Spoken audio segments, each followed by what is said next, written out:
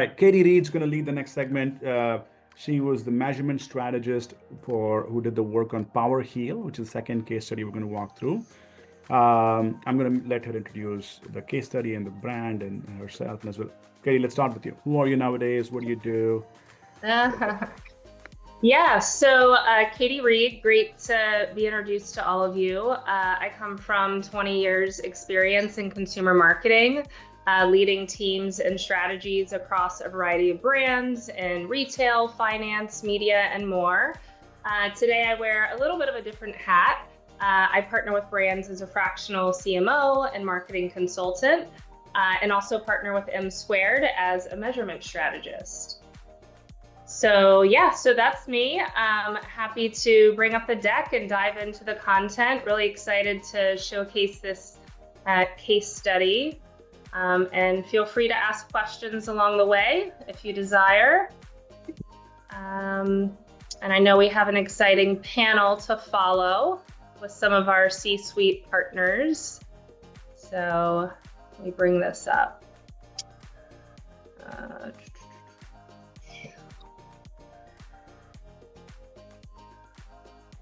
Okay, are we good? Yes, go for it. All right. So this case study is specific to the PowerHeal brand and how we used advanced modeling and consumer insights to vet a high-profile sports sponsorship opportunity. So many of you are probably asking, what is PowerHeal? I'm not quite familiar with this product. They are new to market. PowerHeal is a breakthrough brand in the wound care space, now just over a year old. They offer the world's what's called a bioelectric bandage. So they have proprietary tech that taps into your body's own natural healing process and is essentially able to accelerate wound healing by 2 to 3x, minimize scarring, and fight infection. So if you get turf burn, like maybe this biker here, and you're an avid biker and you want that injury to heal as quickly as possible, go pick up PowerHeal. So this product, it was previously only available by prescription, and actually for decades, it was available by prescription and under a different brand name. But it became available for everyday consumer purchase in April 2024, where the FDA had cleared the product for over-the-counter use. So prior, the product was used mostly in the medical space to treat medical-related wounds, but now being open to all consumers, this really unlocked opportunity to target new audiences. And one that really rose to the surface is sports and outdoor enthusiasts who might be prone to injury as a result of these activities. Okay, so the opportunity. So following the over-the-counter clearance, PowerHeal ramped quickly. They had to launch a brand new direct-to-consumer website. They built a presence on Amazon. They started running media campaigns on Meta, Google, and Amazon. Then came a real inflection point. They were approached by a major extreme sports property, which we're going to keep nameless here, with a 7-figure multi-year sponsorship deal. PowerHeal would be able to reach millions of consumers through this partnership that fit this exact new audience profile they're seeking to target. And they really felt that this could be transformational for the brand. But at the same time, they really wanted to make sure that they did a deep, thorough analysis of the opportunity. So they came to M Squared with a key business question. So here's Mike and Mary that will be joining us later, C-suite at Vimeris Innovations, which is the parent company for PowerHeal. And they came to us with the question, can you estimate the value of this sponsorship? And is this something we should invest in? You know, obviously this is a big commitment. They're a young brand. They only have but so much marketing budget. Is this a good use of our time, money, and resources? Okay. So we kicked off the project by segmenting PowerHeal's revenue into two different P&Ls because they were driving significant revenue from two sources. One, Amazon, driving 65% of their revenue, and then D2C driving 35% of their revenue. So both driving meaningful numbers. But we wanted to understand customer behavior behind each of these segments. And were there any nuances or differences in their motivations or engagement patterns? So we crafted a holistic measurement approach. We didn't want to just build models, but we wanted to also layer in human insight. So the first component of our plan was indeed modeling work, both in terms of high value actions models, which we'll get into, as well as MMM. We want to understand the full current business state and key drivers. Next, we conducted an AI-powered qualitative research study. We wanted to hear firsthand from consumers that fit this specific profile, how they would feel about a partnership of this nature. And last but not least, we wanted to do some case study benchmarking. We wanted to turn to other brands out there that have published case studies in adjacent spaces and try to discern, how did this help those brands grow? Do we see any indicators that this was a smart and successful move for them? All right, so HVA modeling. So we started with high value action analysis and modeling, where we really wanted to understand, outside of PowerHeal's paid media and marketing campaigns, what brand related variables are most correlated to sales. So that was step one here. You'll see we did a simple correlation. We really picked up any and all brand variables that were available to us at the time. So we looked at organic search and social impressions, we looked at organic traffic, we looked at Amazon star ratings and more.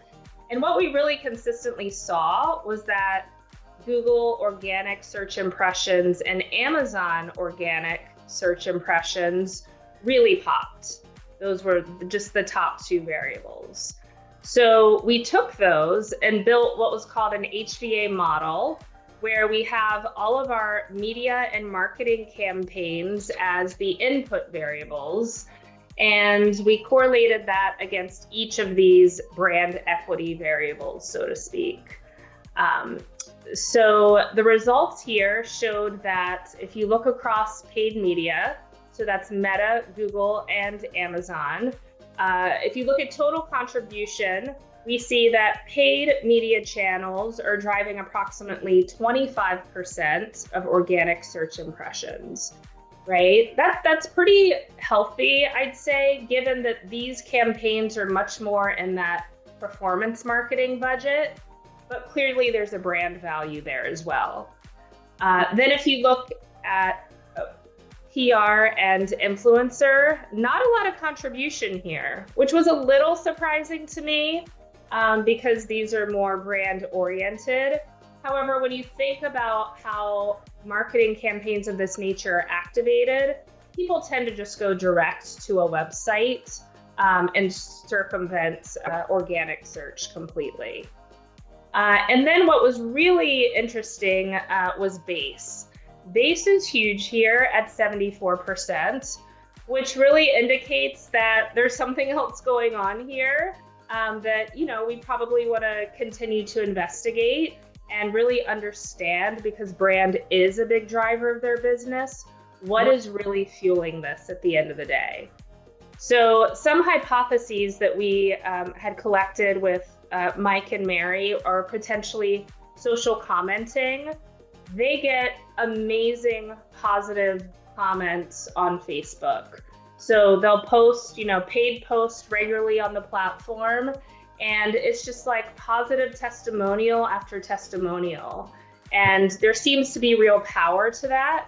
And that's in a future state. We were in a little bit of a time crunch with this project, and we wanted to get the results to them quickly. But that would be a future state, sort of scraping that social media commentary and data and fueling that back into the model. Word of mouth could be something else really playing in here. So after our high value actions work, we turn to holistic media mix modeling. So we incorporated the 2 HDA variables. So you see Amazon organic search and Google organic search. We see our paid marketing efforts. We see our brand marketing initiatives. And then we have a couple what we call base variables that are kind of external factors that are often included in models because those can make a difference. So we put in what clear seasonality was for their business as well as their promotional calendar. All of that was put into a regression model, and we ran 2 iterations, one against Amazon sales, the other against D2C sales. You see the Oh, sorry, is there a question? Oh, okay. So you see the output here on the right in terms of sales contribution by bucket. So kind of not surprising, paid media is driving 61% of sales. The next biggest bucket is those brand equity metrics, organic search at 29%, which is pretty massive, especially for a young brand. You add those 2 together, that represents 90% of sales. But what really popped out to us was the power of PR, driving 6% of sales. And this is just tied to only 2 PR activations. So there's a PR press release that went out April 2024 when the product launched. And the estimated CIRC for that release was around 118 million, so fairly substantial. Their second release was in November 2024. It was around the product and I think themed around National Diabetes Month. It was picked up on a number of publications, including Yahoo Finance, which is the #1 finance website in the country. They get 90 million monthly unique visitors. So while these were just 2 activations, they reached strong CIRC and, were really impactful in actually driving sales. This was really good and promising news for us. We know that PR really is a strong proxy for sponsorship impact. They're both brand building channels. They both generate earned attention, drive awareness, build long-term trust.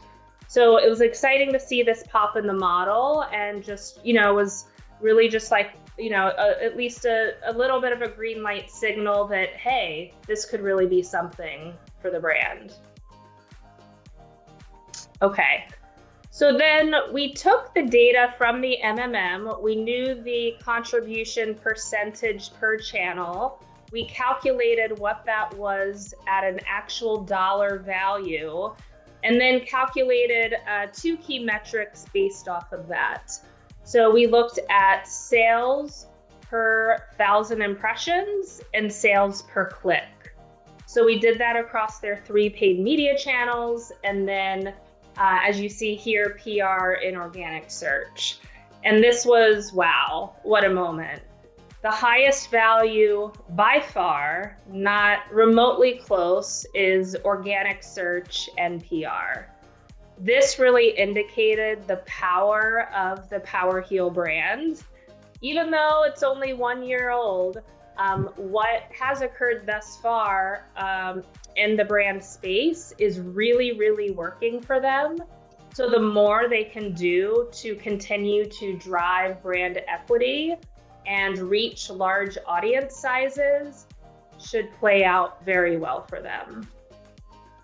Katie, as a marketer, Yeah. I mean, I'm sure you've, spent hundreds of millions of dollars in paid media.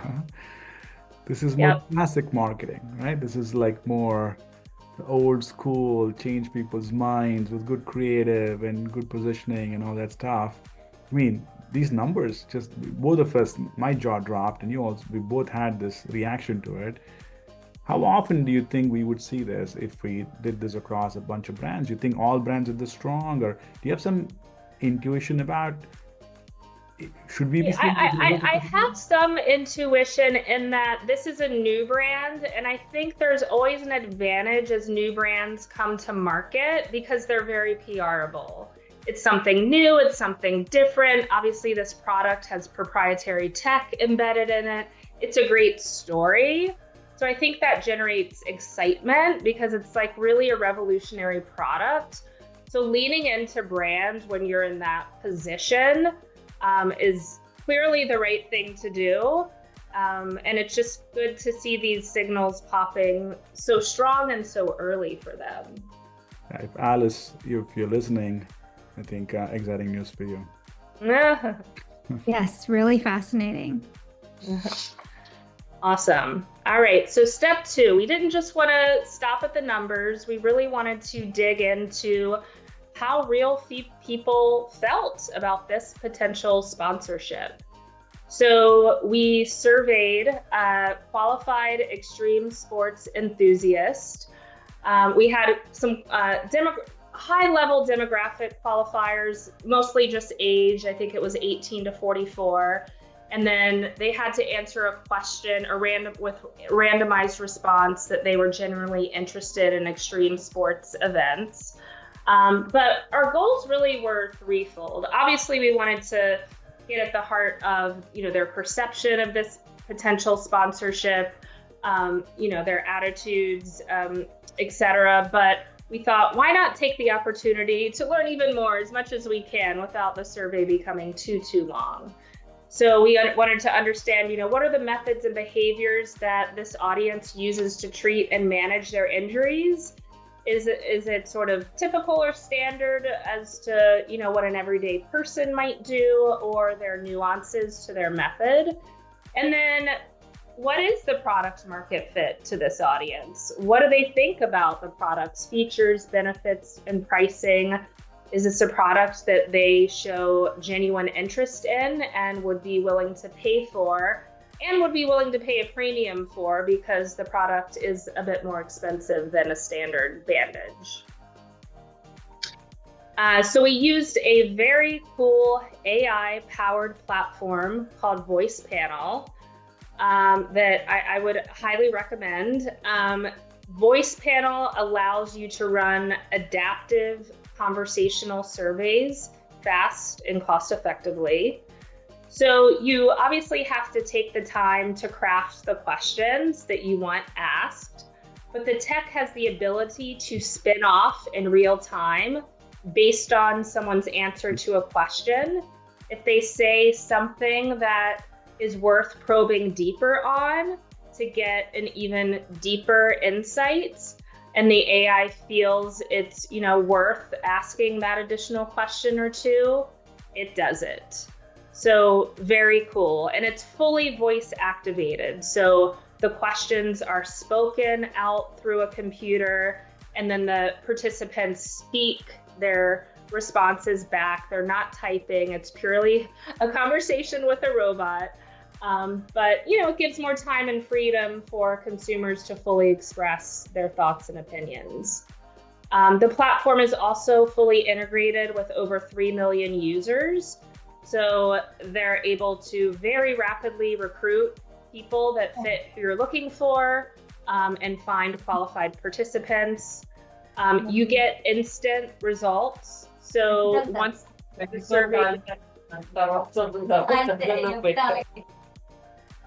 once the survey is complete to all recipients, you get AI-powered analysis, automated summaries, deep insights. And what's really remarkable is how cost-effective this is versus traditional methods. I've done focus groups in my past, IDIs, the resourcing involved, the time involved, it can get very, very expensive.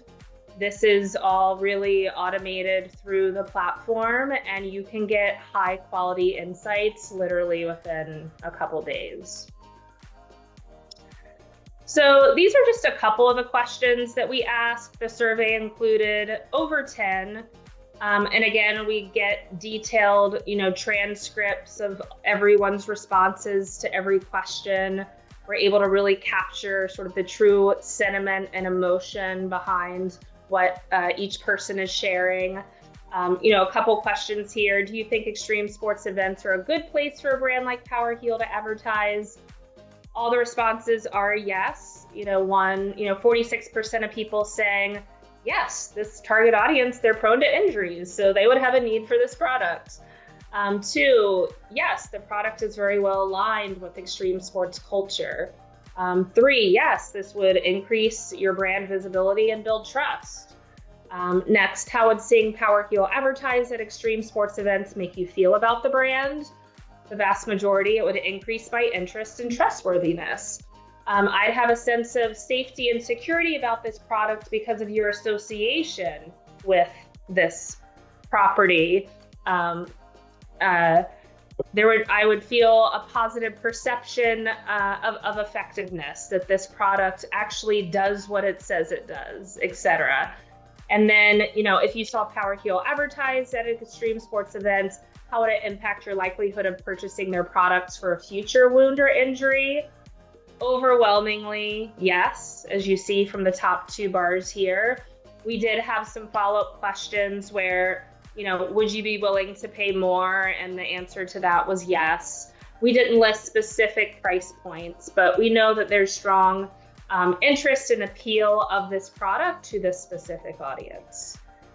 So some of the high-level takeaways here, very strong enthusiasm for PowerHeal's fit with this opportunity.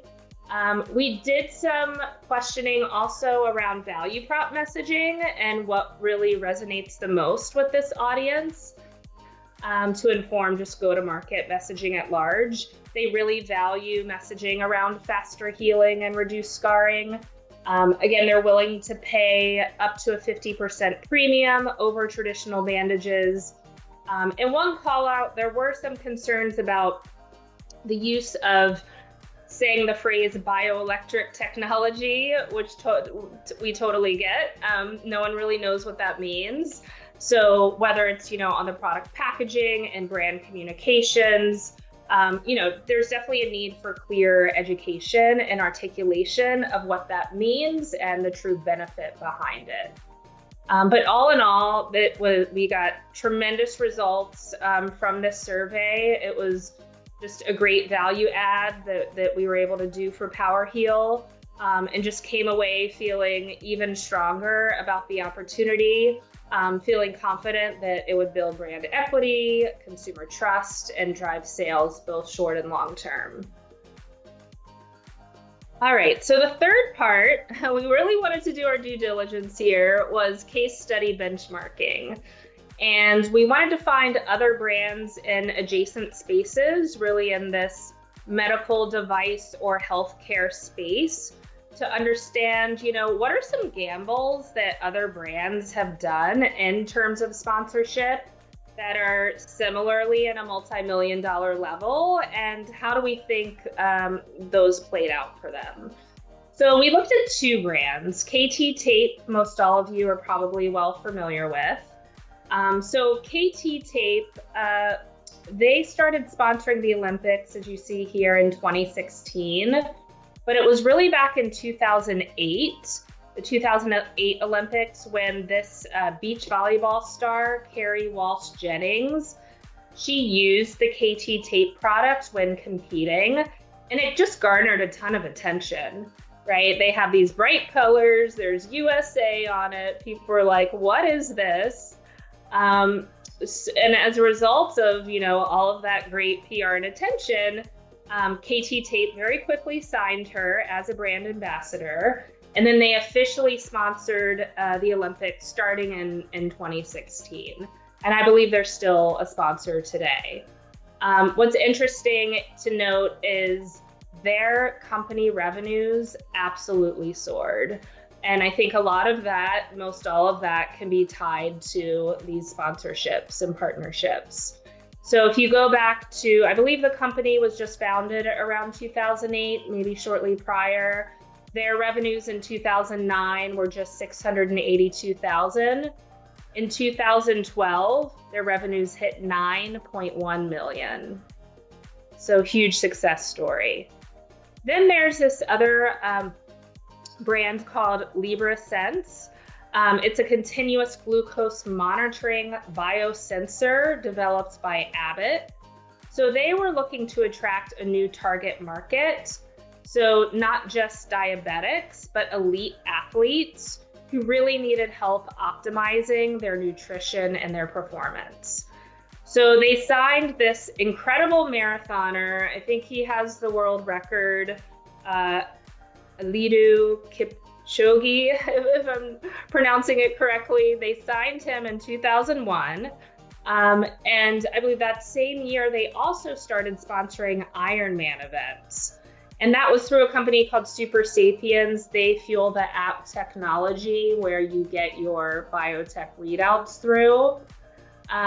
Looking at their sales from 2001 to 2021, when these partnerships were signed, to 2023, their sales increased by 23% to $5.3 billion. So, wow on both of those. Last but not least, we saw validation from some leading research institutes. We looked at both Nielsen Sports and WARC. In terms of Nielsen Sports, they did a survey on the most trusted advertising channels.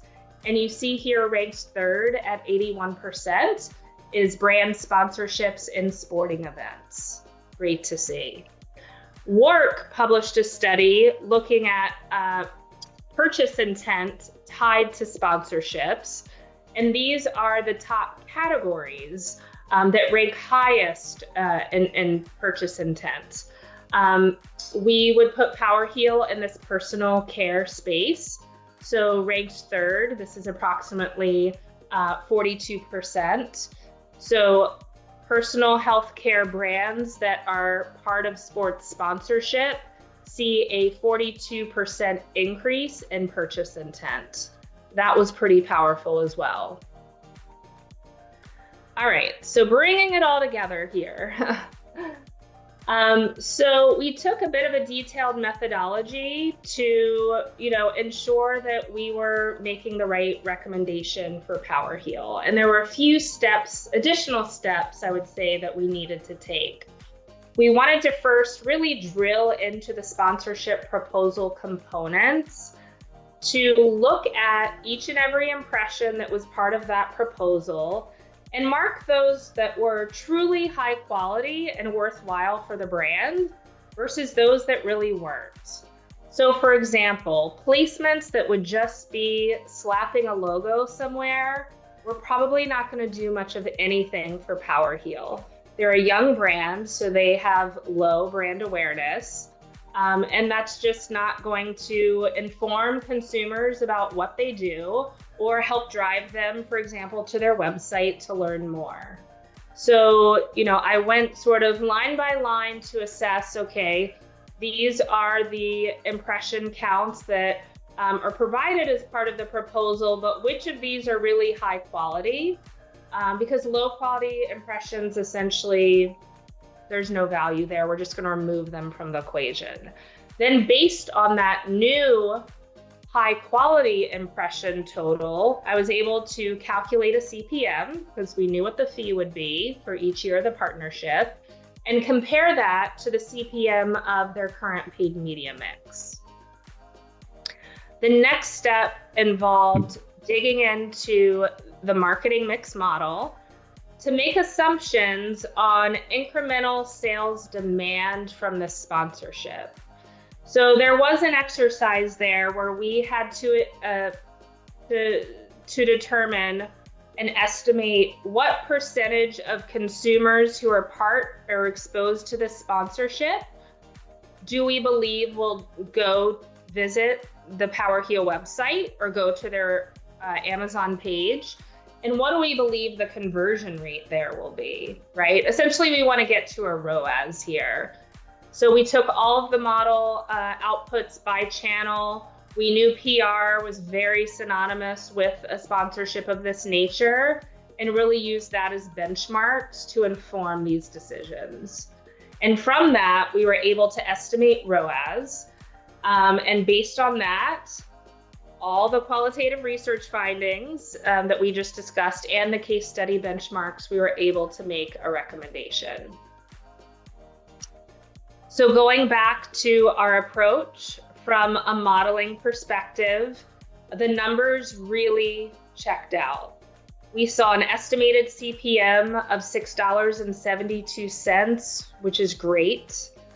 An estimated ROAS of 3.3x, which would not just drive top line, but bottom line.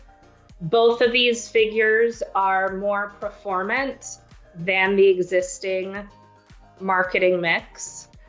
And of course, this allows them to reach tens of millions of high quality consumers, specifically in that target profile that they're seeking.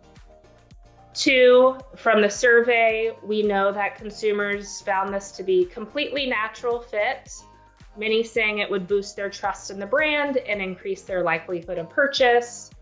And last, from the case study benchmarks, we just saw phenomenal metrics where many brands will see up to 83% gains in awareness, up to 57% lifts in purchase intent over traditional advertising. So 3 checks across the board. It was a resounding yes for us. And it was a huge pleasure to conduct this project on their behalf. Amazing. What a fun case study, huh? Yes. So many times when a lot of measurement professionals in class, we can't explain the customer journey, the why. Like, for example, you might get a read from an MMM or an incrementality test, but I can't explain why I'm getting a counterintuitive read, and I can't explain the customer journey. And the typical answer would be, let's go to a survey. Well, I'm looking at a 6-month project to explain why. Meanwhile, 500 things happen and the whole insights get destroyed. Now that you can do these customer surveys in a week, in 2 weeks, and be able to validate the incrementality inside of the MMM inside, and do some literature surveys, and be able to take back a recommendation like Katie did, what a fun time to live in. My God, it's I get goosebumps thinking about what we could do with this thing. Thank you so much, Katie. That was probably the most fun case study in this class ever. So kudos to you for putting this together. Alice, how did you like all the PR impressions popping? I love this case study. It's really fascinating too, because in this case, PR, it was only a handful of press releases. And so it almost made it easier to distinguish if there was some kind of signal from them. At the same time, maybe harder because there wasn't a lot of activity. Something we struggle with from the PR side or just brand media side is that we have kind of this always on drumbeat. And so we tend not to see a lot of signals because there's not enough variation and there's so much noise with all of the other paid media that we do. And in this case, it's kind of really fun to work on such a new brand. Such a new brand, such a new company. You're starting in everything is new. But I loved seeing how this came to life. The one question that I do have is seeing those numbers for PR. Did you believe the numbers, Mary? I know Madan and Katie, I know you guys said you had to you did a double take. You kind of you went back and looked at the analysis in a lot of other ways as well to validate. But I think that's another thing we run into. We see great results and then we tend to either we don't believe them or leadership doesn't believe them. Yep. And so what was your process when you saw those numbers? Well, I think, there were a couple things that we were like, wow, that just seems like either too good to be true or maybe not what we expected, that is that really right? And so we did come back and challenge on a couple things, and you guys really put our mind to ease that you had checked and rechecked, and that also that we had to be sure that we fed you the right data from our systems. And so I think, again, it's not like, again, we just threw something and said, solve this for us. It was, we had to take an active part in making sure we gave you the right information, and that our partners that we were working with gave you the right information too. So yeah, the PR thing, surprising. We believe you. We have no reason not to, because you're doing much more complex math than we were. Yeah, Alice, it's a good point. I think that especially for me, I mean, I believed it. I guess I was surprised because, right, we're on LinkedIn with all our associates. I see a lot of PR that is more in the form of a self-brag than it is any type of good, solid promotional activity. So I'm a little bit like, this is just kind of like, people not really with valuable content. And when we would do a press release, Mary would write it with, and I'd get like a lot of play on LinkedIn. So I'm like, well, maybe people really are reading these things, and maybe consumers really are going to that, and it is meaningful for them. So I believed it, and I didn't really have reason to doubt it other than my own personal bias of that there's a lot of PR out there that's really kind of noise.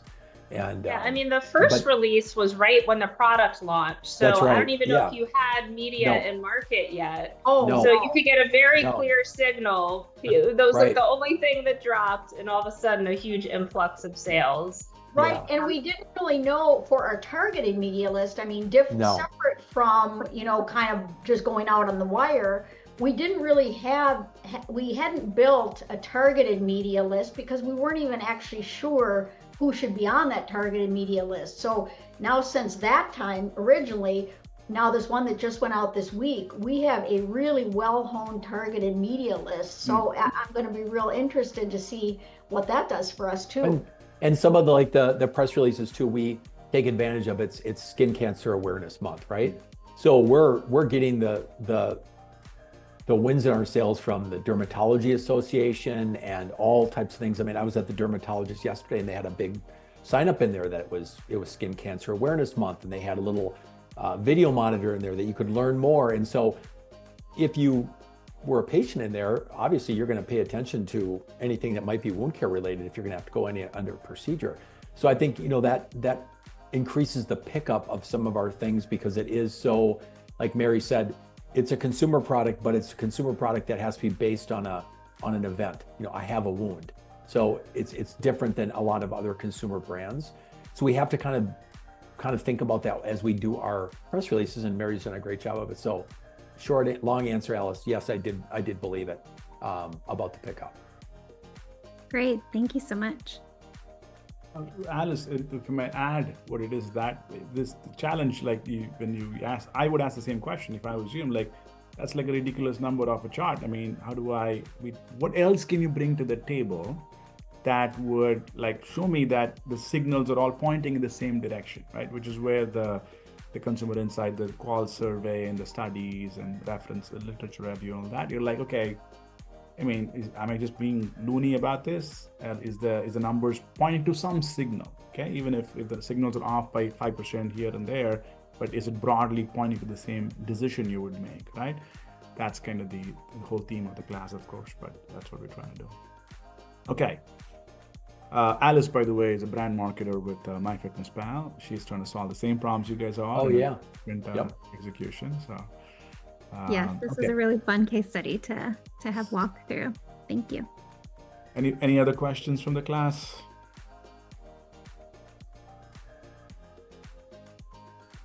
By the way, Michael and Mary are like pitching Harvard for this case study at some point. So if you ever go to HPA, you might catch the same case study there. So Mary and I, when we get extra 100 hours of our life, we want to do an HPR case on this one. We thought that would always be fun. Amazing. We'll need your help, Madan. We'll need your help. Absolutely. Anytime. I'd love to. This is a fun thing to do. Okay.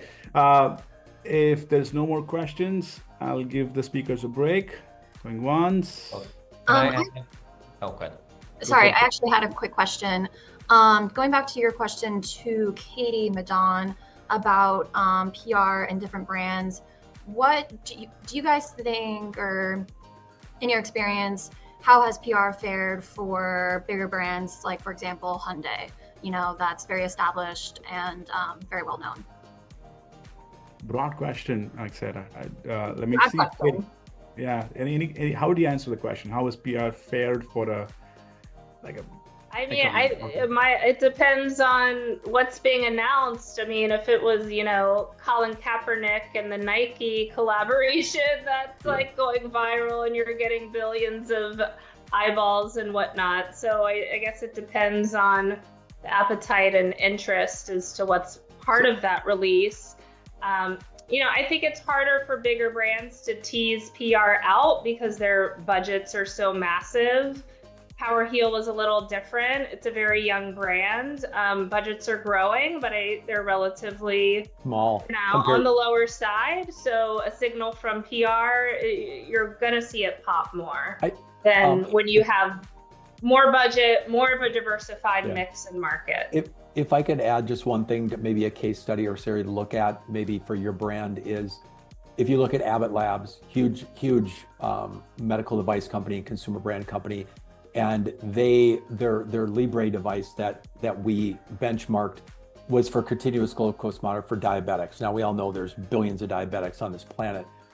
And then I'd be interested to know why Abbott did it, but their PR then is to get Eliud Kipchoge, the top marathoner in the world, wearing that. And they went after an entirely different market for continuous glucose monitoring for these elite athletes. And then that has moved down now to my level of weekend warriors that are doing trail ultras or marathons, where you can monitor your glucose on that. They're not interested in me being a diabetic at all, but it's entirely different. So that PR that they did there was after a totally adjacent market. And so maybe you want to look at something like that to see what the effectiveness of that campaign was, but they've certainly grown their brand, and that was a market that nearly can't rival in size to what diabetics is. Mary, any thoughts? Mary's worked for some big med device companies like St. Jude and Covidien. Mary, any thoughts there? No, I just think that was bold, and it just reminds you that I think as a marketer, I would always, with my marketing teams, I would always ask them, did you see this new campaign? Did you see how FedEx rebranded? Did you see whatever? And often their response was no.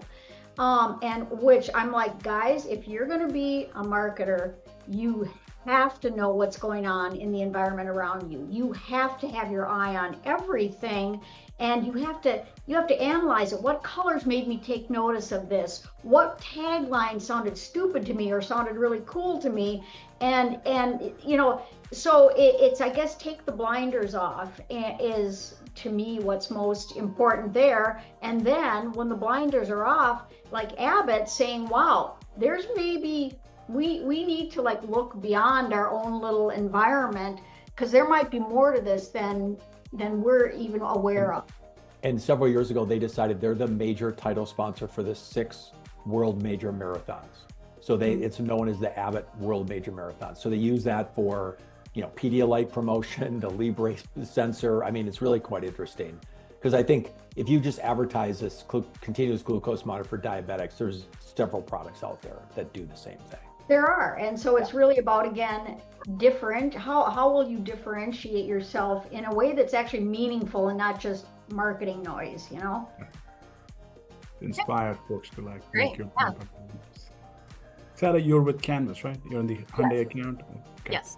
Thank you, guys. That was a good answer. Appreciate it. Well, I don't know. Probably gave me Just a little bit more insight into how everything's working, Yep. All right. I did just want to add one thing for this group, just to have a conversation about where the puck is headed a little bit. In terms of Madan, your question about sort of the intersection of insights and measurement and so forth. I feel like the question that you guys constantly get that's very hard to answer is why, right? And I think the way to get to why is rapidly evolving. And I just want to put that out there, especially in the world of AI. Keep your eyes open for the things that are coming. Like, one of the things that I think will be really helpful from a why standpoint is more and more you hear this conversation about synthetic data, like using what we know about consumers to project an answer and so forth. I'm not a big believer in absolute synthetic data, but with tools like Voice Panel, you can collect real consumer feedback, conversation at scale, and feed that into a model to generate a synthetic consumer.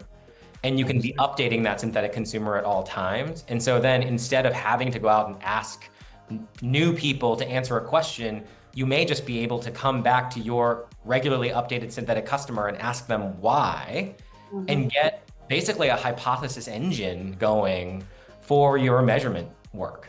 And I think it's really important to keep a tab on how quickly that's evolving. It will never replace consumer research in absolute, but it'll be an incredibly powerful and incremental tool for the folks on this call that no one would have seen coming 3 years ago, right? Right, and I think, David, it also helps you identify those lookalikes where you actually can mine that and you can communicate with the lookalikes, but you got to know again what does your base look like, so you can define a lookalike.